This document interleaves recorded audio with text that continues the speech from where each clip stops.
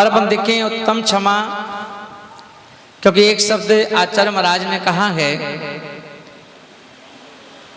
कि पुण्य फला अर्हंता, पुण्य फला अर्हंता, कि पुण्य जो है एक ऐसी चीज है कि उससे हमें अर्हंत पद की प्राप्ति हो जाती है। और उस पुण्य को करने के लिए अपन देखेंगे कि ये पर्युषण पर्व जो है मनाया क्यों जा रहा है, क्योंकि अपन देखेंगे संसार में हर व्यक्ति परोपकार के काम नहीं कर सकता। देखिए, पैसा तो व्यक्ति पापी को भी दे देता है। जो पापी व्यक्ति हैं, हिंदू हैं, मुस्लिम हैं, सिख हैं, ईसाई हैं, ऐसी कौन सी जाति है जिस जाति में अरबपति लोग ना हो? भले गिनती के हों, 2 हों, 4 हों, 6 हों, पर हैं तो ना। तो पैसा जो है वो किसी के पास भी आ सकता है।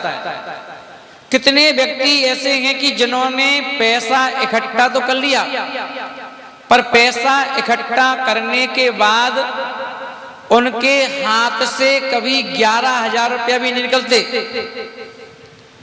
चाहे भले वो अस्पताल में जाकर के लाखों रुपया दे के आ जाएंगे, पर दान के नाम पर उनके पैसे छूटते नहीं हैं। तो किसी ने भगवान से पूछा कि भगवान ऐसा क्यों है? तो भगवान ने कहा कि देखो, पैसा कमा तो कोई भी सकता है, पर पैसा खर्च करने का सलीका और तरीका किसी किसी पुण्यशाली जीव को ही मिलता है। कितने लोग ऐसे हैं कि जो पैसा कमा कमा करके जोड़ करके इकट्ठा कर लेते हैं, वो पैसा भगवान ने कहा कि उन्होंने उसके लिए जोड़ा है जिससे उन्होंने पिछले जन्मों में कर्जा लिया था। इसीलिए कमाते हम हैं, जोड़ते हम हैं, और उस पैसे का उपयोग कोई दूसरा करता है जिससे हमने कर्जा लिया था। और यही कारण है कि वह व्यक्ति पैसा कमा कमा करके वो अपने खुद के लिए उस पैसे का उपयोग नहीं कर पाता है, पर उस पैसे का उपयोग दूसरा कर लेता है। तो बोले कि तुम्हारे हाथों से दान लिखा नहीं था, है ना, तुम्हारे हाथों से सेवा लिखी नहीं थी, क्योंकि हर काम अपन देखते हैं, हर व्यक्ति प्रधानमंत्री नहीं बनता, हर व्यक्ति राष्ट्रपति नहीं बनता, हर व्यक्ति सीएम नहीं बनता, हर व्यक्ति, है ना, बड़े बड़े पदों पे नहीं जाता है। कोई एक व्यक्ति, एक राष्ट्रपति, एक प्रधानमंत्री, 1 अरब और 30 करोड़ लोगों में एक प्रधानमंत्री, एक राष्ट्रपति। अब बताओ, उस राष्ट्रपति बनने में भारत में बताओ इतने लोग थे, कोविंद जी का ही नंबर क्यों आया? बताओ, इतने सारे पुण्यशाली जीव, उनसे भी ज्यादा पुण्यशाली जीव होंगे जो अपने आप को समझ रहे होंगे, उनका नंबर क्यों नहीं आया? किसी ने तो उनके नाम पे विचार भी नहीं किया। पर बोले कि ये सब हर किसी को मौका नहीं मिलता। जिन्होंने अपने पिछले जन्मों में इतना पुण्य इकट्ठा किया है, इतना पुण्य इकट्ठा किया है, और उनको जाकर के पुण्य अपने आप जाकर के चुन लेता है। जैसे स्वयंवर होता ना, स्वयंवर पहले के समय में लड़की की शादी कैसे होती थी? स्वयंवर के द्वारा होती थी। लड़की को वरमाला दे दी जाती थी, और सारे जितने वर हैं शादी करना चाहते हैं वहां पर इकट्ठे होते थे, और लड़की उनमें से जिसका उसका मन करेगा उसको जाके माला पहना देती थी और शादी पक्की। ऐसे ही जो पुण्य है, पुण्य की वह महिला, पुण्य रूपी वह युवती निकलती है संसार में 1 अरब 30 करोड़ लोगों के बीच में, और वह जाकर के वो ये नहीं देखती है कि ये अरबपति है कि खरबपति है कि फलाना है कि कौन सा पति है ना। वो ये देखती है क्योंकि उसको, अपन को दिखता है बाहर का रूप, अपन को दिखता है बाहर की माया, और उस पुण्यशाली महिला को अंदर की चीज दिखती है कि कौन पुण्यशाली है। और वह युक्ति जाकर के सोचो, जब राष्ट्रपति के चुनाव का राष्ट्रपति का चयन होना था, नहीं, राष्ट्रपति का चयन होना था, कौन राष्ट्रपति बनेगा, तो अपने वीरेंद्र कुमार जी हेगड़े जो कि धर्मस्थल के मुख्य हैं, उनका नाम भी आया, अमिताभ बच्चन का भी नाम आया, रजनीकांत का भी नाम आया, है ना, और भी कई लोगों का नाम आया, है ना, कि इनको राष्ट्रपति बनाया जाए। पर किस्मत में किसकी लिखी थी? कोविंद जी की, है ना। उस युवती ने जाकर के इन सबको छोड़ा और माला किसके गले में पहना दी? कोविंद जी के। कोविंद जी हमारे देश के राष्ट्रपति बन गए, है ना। मोदी जी के बारे में प्रधानमंत्री किसी सोचा ही नहीं था। उस समय जब प्रधानमंत्री बनना था तो उस समय मोदी जी के बारे में किसी सोचा ही नहीं था कि मोदी जी प्रधानमंत्री बनेंगे। वो तो, है ना, चुनाव जीतने के लिए उनका नाम रख दिया गया आगे, है ना, और किसी को मालूम था। लोगों ने क्या किया, वो युक्ति आई पुण्य की माला लेकर के और उसने मोदी जी गले में डाल दी। आज मोदी जी छा गए पूरे वर्ल्ड में, है ना। तो ये पुण्य है। किसका पुण्य है? पुण्यशाली वो महिला पुण्य की जो माला लेकर के चलती है, वो उसके गले में डाल देती है, जो अपनी किस्मत में लिखा के लाया है कि मैं ये काम करूंगा। इतनी, अब 3 लोक में कितनी जनता है? ये तो भारत की जनता है 1 अरब 30 करोड़। बाकी पूरे वर्ल्ड की अगर जनसंख्या देखें, उन पूरे वर्ल्ड और भारत क्षेत्र में मिलाकर के एक व्यक्ति तीर्थंकर बनता है। एक व्यक्ति तीर्थंकर। बोले कौन बनता है तीर्थंकर? बोले जिसने पिछले जन्मों में अपना जीवन छोड़ करके दूसरों के लिए जिया, दूसरों की सेवा में अपना समय बिताया, दूसरों के लिए प्रे की, दूसरे के लिए प्रार्थना की, पूजा खुद ने की, सबके लिए मांगा। प्राणी मात्र का कल्याण हो। देखिए अपन बड़े कितने धर्मात्मा अपने आप को समझें, पर कोई भी व्यक्ति पूजा करते समय, है ना, भगवान से ये नहीं कहता है कि सबका कल्याण हो। हर व्यक्ति पूजा करते समय अपने लिए मांगता है, भगवान हमारा ऐसा हो जाए, हमारा ऐसा हो जाए, हमारा ऐसा हो जाए, है ना। पर तीर्थंकर एक ऐसे जीव होते हैं जो सुबह जब उठते हैं तो शाम तक एक ही भावना भाते हैं, प्राणी मात्र का कल्याण हो। 1 इंद्री का, 2 इंद्री का, 3 इंद्री का, 4 इंद्री का, 5 इंद्री का, सभी प्रकार के जो जीव होते हैं जिनमें प्राण होते हैं, आत्मा होती है, चलते हैं, फिरते हैं, उड़ते हैं, है ना, उन सबके वो भलाई मांगते हैं कि भगवान इसका भी कल्याण हो, इनका भी कल्याण हो, इनका भी कल्याण हो, और इनके कल्याण में हम एन कैन प्रकारेण सहयोगी बन सके, ये भावना भाते हैं, इसलिए वो तीर्थंकर बनते हैं। तो इसलिए कहा गया कि हर किसी किस्मत में हाथों की लकीर में पैसा तो हो सकता है, पर हाथों की लकीर में माँ बाप की सेवा लिखी हो, हाथों की लकीर में गुरुओं की सेवा लिखी हो, हाथों की लकीर में आपके लिए कोई बड़ी व्यवस्था दी जाने लिखा हो, तो कैसे दी जाएगी? अगर जब आप घर की व्यवस्था नहीं संभाल पा रहे हो तो समाज की कैसे संभालोगे? जो समाज की संभाल पा रहा है वो मोहल्ले की क्या संभालेगा? जो मोहल्ले की संभाल पा रहा है पूरे नगर की क्या संभालेगा? जो नगर की संभाल पा रहा है वो पूरे संभाग की क्या संभालेगा? जो संभाग की संभाल पा रहा है पूरे प्रांत की क्या संभालेगा, है ना, और फिर वो पूरे देश की कैसे संभालेगा? सोचो। तो ये पुण्य हमें इकट्ठा करना पड़ता है, इकट्ठा, है ना। तो आज ये जो 10 धर्म हैं, ये धर्म क्या कर रहे हैं? यही तालीम देते हैं कि हमें अपनी सत्ता मीन्स तिजोरी में पुण्य कैसे इकट्ठा करना है, पुण्य को कैसे इकट्ठा करना है। अभी अपन क्या करते हैं? हाथ जोड़ो ऐसे, बोलो आमदनी 98, खर्चा 5 रुपया। आपकी आमदनी कितनी है? कमाई मान लो 98 है, खर्चा कितना है? 5 रुपया। अभी अपन देख रहे थे लॉकडाउन चल रहा था, लॉकडाउन में 3-4 महीने के लॉकडाउन में सबके 5-5, 10-10 किलो वजन बढ़ गए। 5-5, 10-10 किलो वजन बढ़ गए लोगों के, है ना। बोले कैसे बढ़ गए भैया? बोले देखो महाराज, लॉकडाउन चाहे पूरा 1 साल का लग जाए, पर हम खाने पीने में कोई कसर नहीं छोड़ेंगे। सारी महिलाएं परेशान हो गई। बोले ये लॉकडाउन कब खुलेगा? बोले क्यों, क्या परेशानी है? बोले ये पति घर में पड़ा रहता है, इसको 24 घंटे खाने को चाहिए। कभी कहता ये बनाओ, कभी कहता चाय बनाओ, कभी कहता ये बनाओ, कभी कहता ये बनाओ। कहीं इतना तो कम पता नहीं चलता था कि कितना खाता है।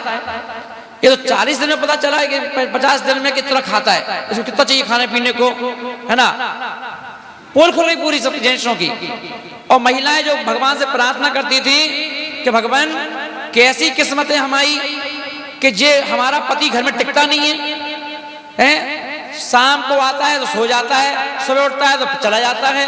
हम बताओ फालतू में घर में हमारे काम, घर के काम यही है कि मैं करती रहूं, है ना। भगवान ने कहा तथास्तु, घर में रहेगा। लॉकडाउन लगा दिया, ले घर में, सारे पति घर में रहने लगे। अब उन्होंने जब देखा चकर घिंडी बना दिया, 50-60 दिन में चाय बना के लाओ, उठो चाय बना दे, जल दूध लिया, सब्जी लिया, नाश्ता बना दे, अब ये बनाओ, अब ये बनाओ, ये बनाओ। पूरे 50 दिन में घुमा दिया, है ना। पूरी कुकिंग क्लास जितनी सीखी थी सब निकलवा दी, बनाओ बनाओ बनाओ, है ना। अब भगवान से प्रार्थना करी, भगवान पहले ही अच्छे थे,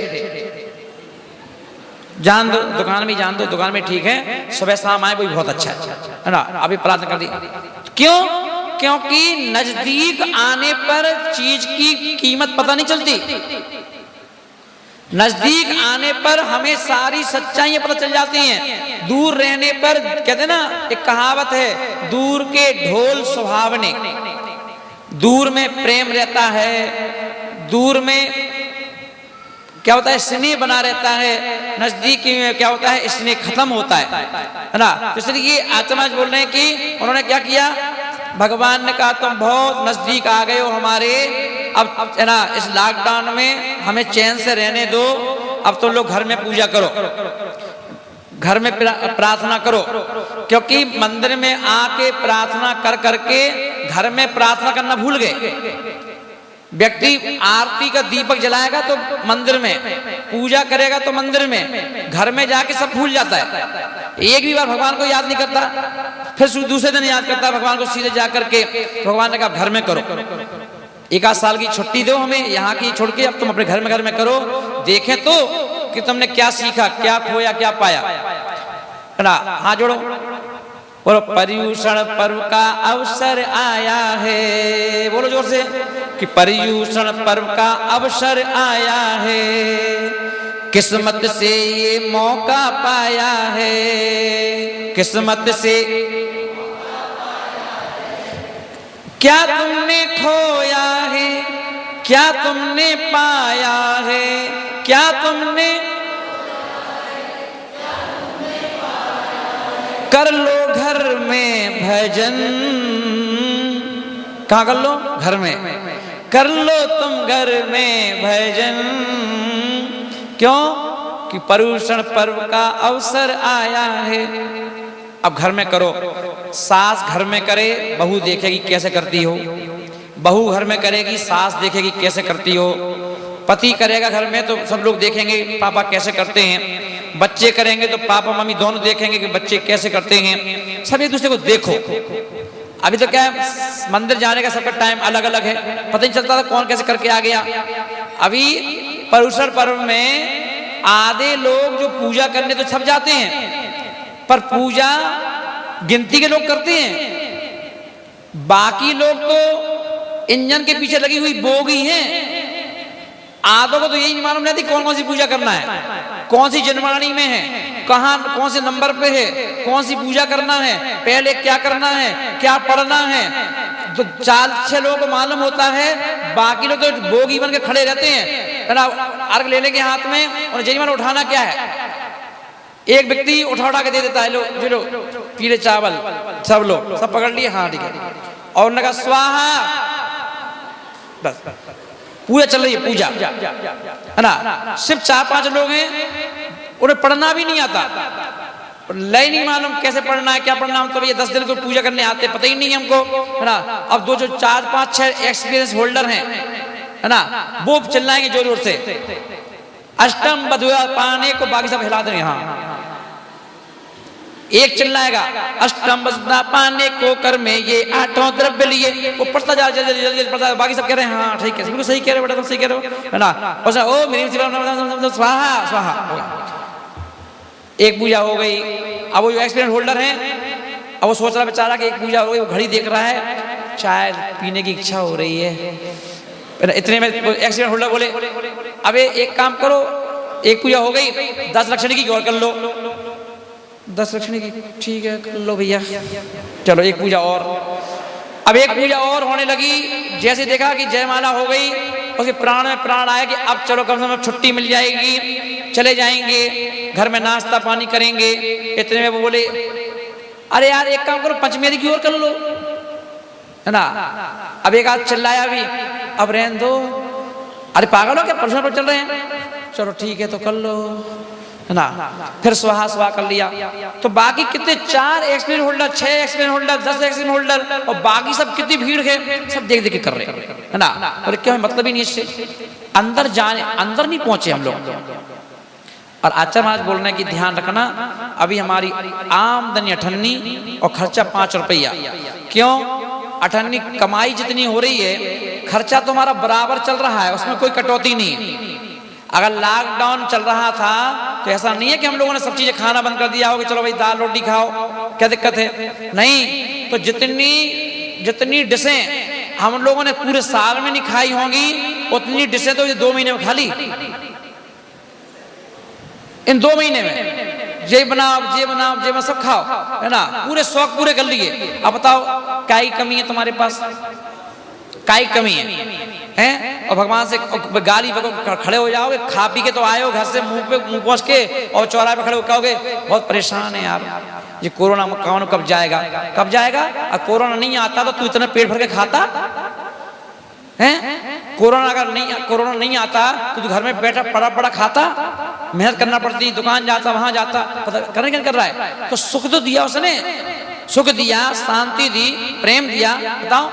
तो इसलिए आचार्य बोल रहे कि ध्यान रखना, अभी हम लोग इतना धर्म करते हैं पर इतना खर्चा करते हैं, इसलिए हमारा पुण्य जो है वो इकट्ठा नहीं हो पा रहा है, पुण्य हमारा इकट्ठा नहीं हो पा रहा है। इसलिए आचार्य महाराज ने कहा बच्चों की गुल्लक, देखिए बच्चों की गुल्लक पहले जैसे होती थी, पहले मिट्टी की गुल्लक होती थी बच्चों की, उसमें बच्चे, उनको 98 मिली खर्चे के लिए, उन्हें 98 उसमें डाल दी। चवन्नी मिली, उन्हें चवन्नी डाल दी। 1 रुपया मिला, उन्हें 1 रुपया डाल दिया। 2 का सिक्का मिला, 2 का डाल दिया। 5 का सिक्का मिला, उन्हें 5 का सिक्का डाल दिया। पर उसमें क्या है, आउट गोइंग नहीं है उसमें क्या है, इनकमिंग। बस डालते जाओ डालते जाओ डालते जाओ, अपना पता चलेगा कितने हैं, कब पता चलेगा, कब पता चलेगा, जब वो भर जाएगी। जब तक खाली है, कम भरा हुआ है, आवाज करेगी। और अपन लोग सब वही हैं, अध भरे हैं, इसलिए आवाज ज्यादा करते हैं। क्या करेंगे अपन, आवाज ज्यादा करेंगे, है ना। और बाकी जो भरे हुए हैं वो ज्यादा नहीं बोलेंगे। बोलेंगे क्या, गुल्लक में जब जैसे जैसे पैसे भरते जाएंगे तो गुल्लक में क्या होता है, आप वो हिलाओ आवाज ही नहीं आएगी, तो भरी है वो पर भारी हो जाएगी, भरने से भारी हो जाएगी। ऐसे ही आचार्य महाराज बोल रहे हैं, आप अपने जीवन में जो भी पुण्य करते हो, छोटा बड़ा दान कहीं भी दे रहे हो, ये ही तुम्हारा है, बस समझ रहे ना। चाहे तुम 1 अरब रुपया कमाओ, चाहे तुम 50 करोड़ रुपया कमाओ, चाहे तुम 5 अरब रुपया कमाओ, चाहे तुम 50 मकान बना लो, चाहे तुम 50 गाड़ियां खड़ी कर लो घर में, ये सब तुम्हारे मरते ही एक भी चीज तुम्हारे साथ नहीं जाएगी।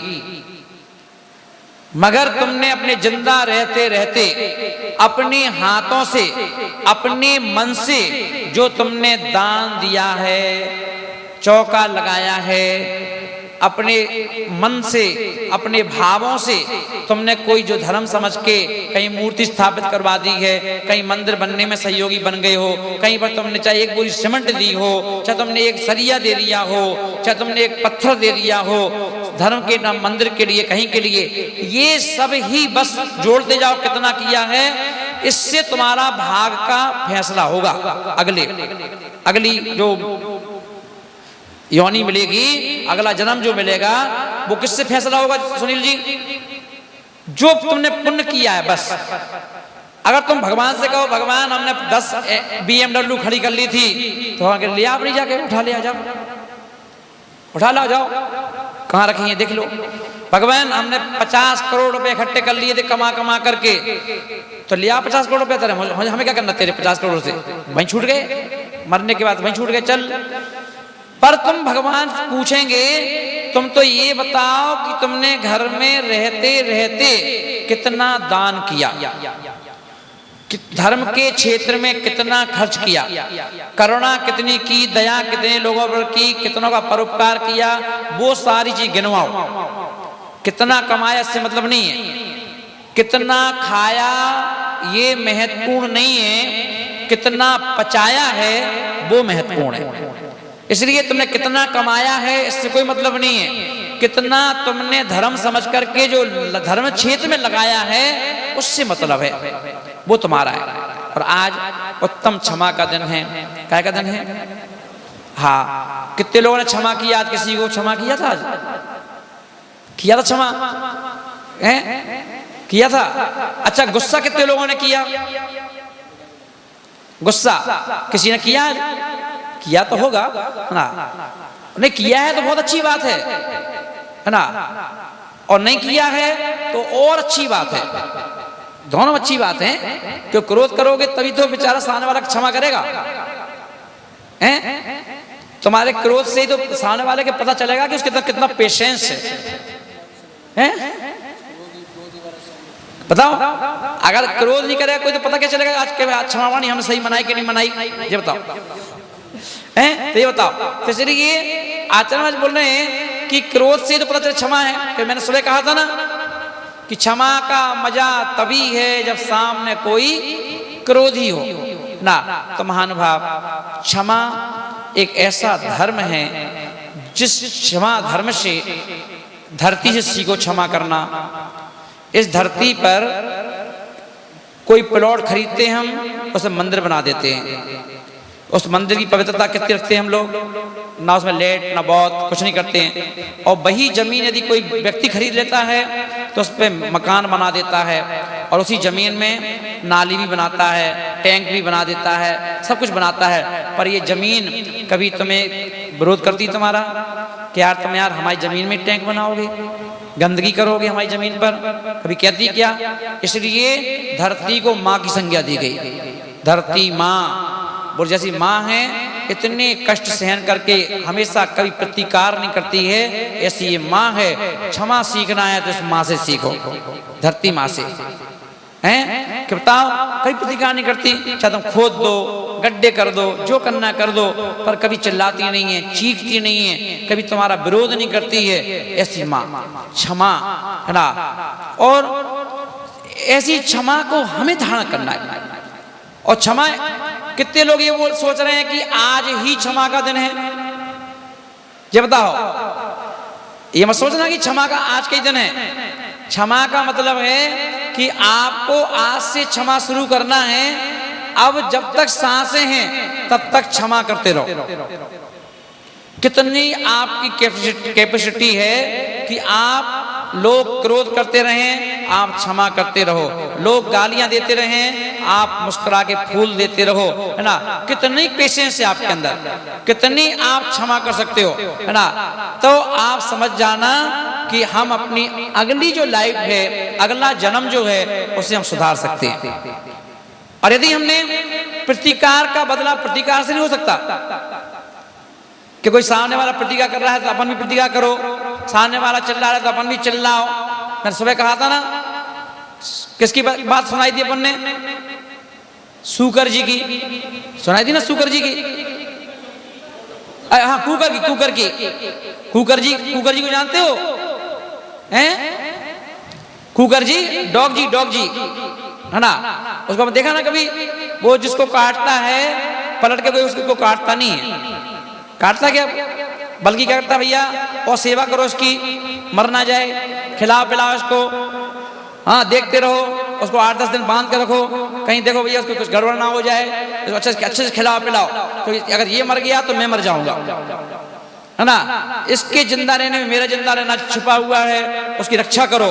तो ऐसे ही कोई तुमसे क्रोध कर रहा हो तो सोचो भैया इसको जिंदा रखो, अच्छे से इसकी देखरेख करो।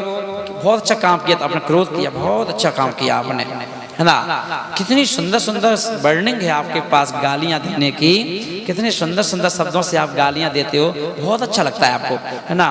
आपने कहाँ से कोर्स किया है? स्तुति करो, उसकी स्तुति करो, क्या दिक्कत है? जो चाय पियो, आप थक गए होंगे, आपने इतनी गालियां दी हैं, थक गए होंगे, सांस ले लो, है ना? तो पहले चाय पी लो, नाश्ता कर लो, फिर बाकी फिर इंटरवल के बाद फिर दे देना। अरे 20 मिनट का एपिसोड भी आता है, उसमें भी 3-4 ब्रेक आते हैं, आप ब्रेक ले लो, फिर चला लेना। हम कहाँ जा रहे हैं? यहीं तो हैं, है ना? बड़े अच्छे से जवाब दो, सामने वाला बेचारा खुद पानी हो जाए, है ना?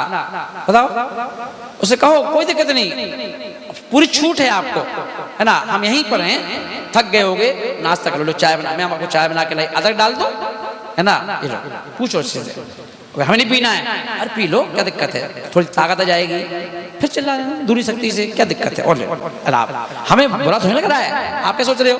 हमारा तो काम ही है, हम तो आपकी बीवी हैं, हमारा काम है सुनने का, आप सुनाओ, पर हम तो सोचते ताकत खर्च ना हो जाए, क्योंकि आपकी ताकत बरकरार रहना चाहिए, है ना? इतना पेशेंस होना चाहिए, इतना पेशेंस। आप कहेंगे ऐसा कैसे महाराज मजाक कर रहे हो, है ना? तो ऐसा है नहीं, ये सत्य घटना है ना?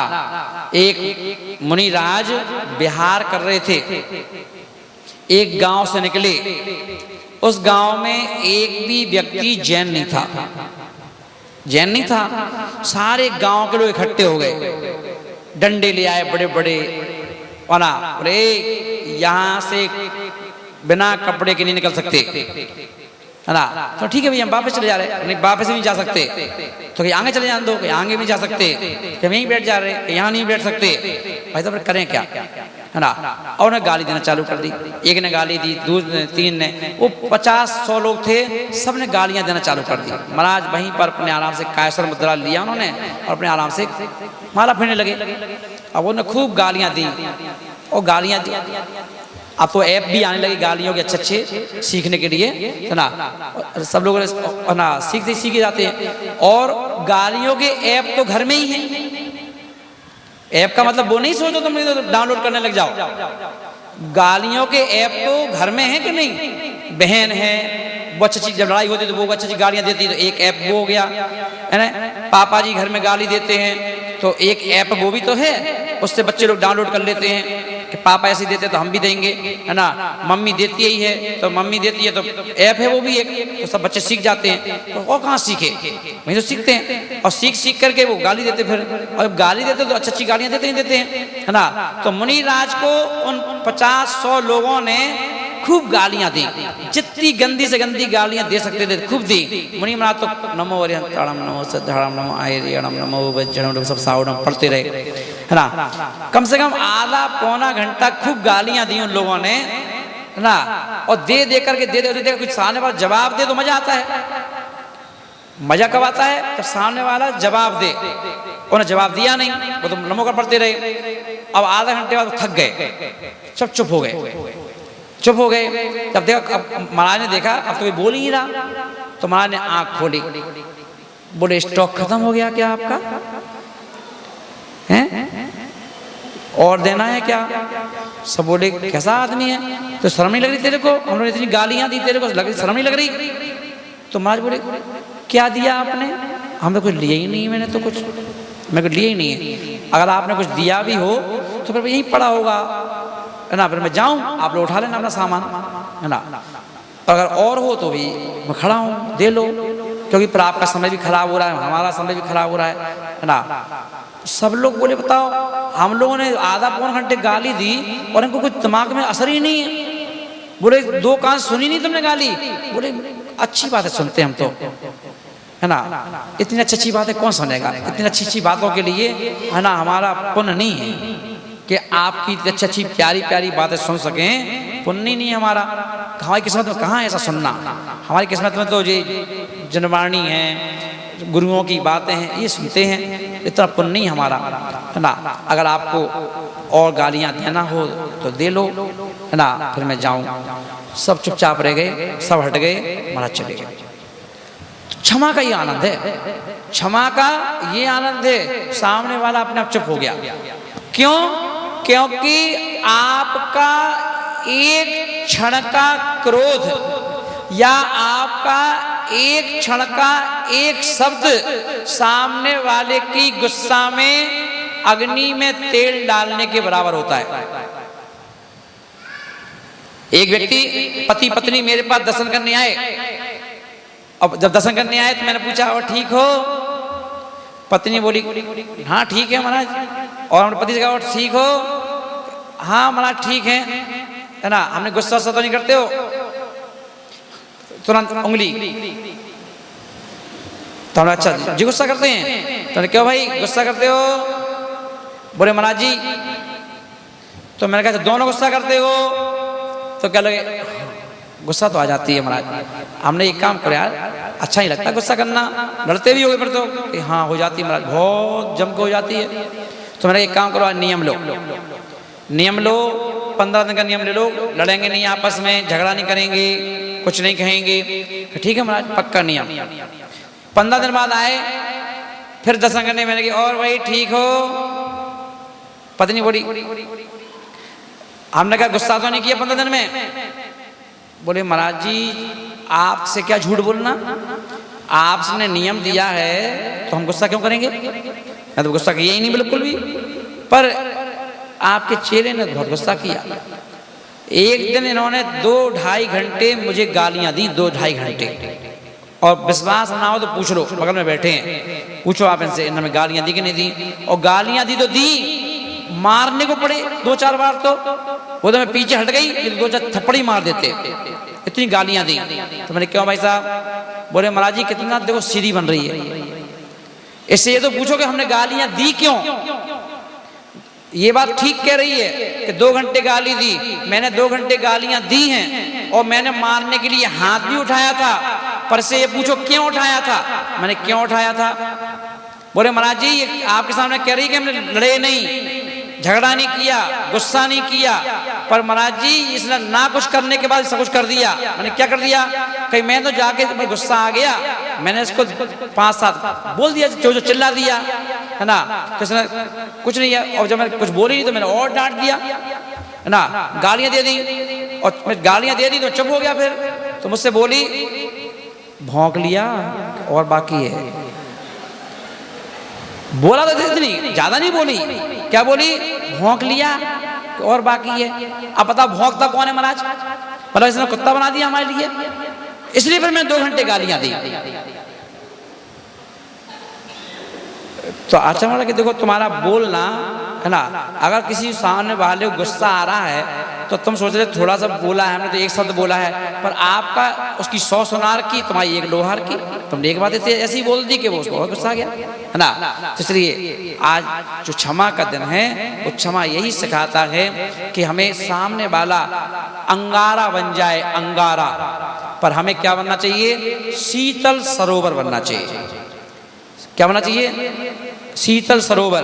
कि अगर पति अंगारा फेंके तो आप सरोवर बन जाओ, वो सरोवर में पानी में जब गिरेगा अंगारा शीतल हो जाएगा। कभी पति अंगारा बन जाए तो पत्नी सरोवर बन जाए, कभी पत्नी अंगारा बन जाए तो पति सरोवर बन जाए, ऐसे ही घर चलता है। वही दंपत्ति हैं, एक दूसरे को समझाएं, प्रेम से समझाएं, है ना। खाएं, बनाएं, प्रेम से भोजन बनाओ, उसमें मसाले भले कम डालो, पर उसमें 1 गिलास पानी में 48 भक्तांबर स्तोत्र के काव्य को पढ़ करके, लोग कहते महाराज जी हम मंदिर में पढ़ के आ गए। अरे मंदिर में मत पढ़ो, मंदिर में तो भगवान को पढ़ने की जरूरत नहीं है, सुनाने की। घर में पढ़ो, घर में जिस समय भोजन बना रहे हो किचन में, उस समय भक्तांबर स्तोत्र पढ़ो और 1 गिलास पानी में पूरे भक्तांबर स्तोत्र के 48 काव्यों को पढ़ करके सब्जी में पानी डालना है, उस गिलास में थोड़ा पानी सब्जी में डाल दो, थोड़ा सा रोटी का आटा उसनना है, थोड़ा सा उसमें डाल दो, सब चीजों में डाल दो, पीने के पानी में डाल दो। सब लोग दिन भर वो वाला पानी पिएंगे, फिर देखो तुम घर में कैसा प्रेम पड़ेगा हैं। तो अभी क्या करते हो, रोटी जो बनाते हो गाने लगा लोगे, गाने FM लगा लोगे, टीवी चालू कर लोगे, अब उसमें गाने चल रहे हैं, उल्टे सीधे गाने की आवाज आ रही है और रोटी बना रहे हो। तो ऐसे ही वो संस्कार बच्चों में जाते हैं। तो ऐसे धर्म की रक्षा करो, परिवार की रक्षा करो, है ना। जितना शुद्ध से शुद्ध भोजन बना सकते हो शुद्ध भोजन बनाओ, शुद्ध भोजन बच्चों को कराओ, शुद्ध भोजन पति को कराओ, शुद्ध भोजन खुद करो। अशुद्धि में किचन में मत जाओ, अशुद्धि में भोजन मत बनाओ, जिससे कि अशुद्धि में भोजन बना के पति को खिलाओगे और अगर पति गाली बक रहा है तो उसको दोष मत दो, दोष दो अपने आप को कि मैंने ही तो इनको अशुद्धि का भोजन करवाया है, इसलिए ये अशुद्धि की चीजें हमको दे रहे हैं, है ना। अगर बच्चे तुम्हारी बात नहीं मानते हैं, बेटी नहीं मानती है, बेटा नहीं मानता है, तो समझ जाना जो हमने इनको अशुद्धि में भोजन करवाया था, बिना नहाए किचन में चले गए थे, बिना नहाए नाश्ता बनाया था, भोजन तैयार किया था, बच्चों का लंच बॉक्स तैयार किया था, बच्चों ने आपकी अशुद्धि का भोजन किया है, इसलिए बच्चों के दिमाग पर अशुद्धि चीजें घूमती हैं, वैसे वासना घूमती है, इसलिए वो स्कूल जाकर के भी उनको उल्टी सीधी चीजें दिखाई देती हैं। तो आज क्षमा का दिन है, इसलिए सबसे पहले तो हमें भी क्षमा, ओम नमः, है ना, सबसे क्षमा, क्षमा कर दिया सबने, हाँ दिल में मत रखना कोई बात, है ना। और हम लोग भी, हम तीनों महाराज भी आपको क्षमा करते हैं, है ना। और महाराज हमें भी क्षमा है, उत्तम क्षमा, है ना। छुलक जी उत्तम क्षमा, है ना। और सबसे क्षमा, सबको क्षमा, क्योंकि आज है उत्तम क्षमा। उत्तम क्षमा से सीढ़ी प्रारंभ होगी और उत्तम क्षमा पर जाकर के समाप्त होगी। तो उस कल उत्तम मार्दव का दिन है, अगर हमने क्षमा को धारण कर लिया होगा तो ही हम कल मान को छोड़ पाएंगे। कल मान नहीं करना है, प्राउड, घमंड, कल का दिन है घमंड ना करने का, प्राउड ना करने का, मद नहीं करने का दिन है कल का उत्तम मार्दव।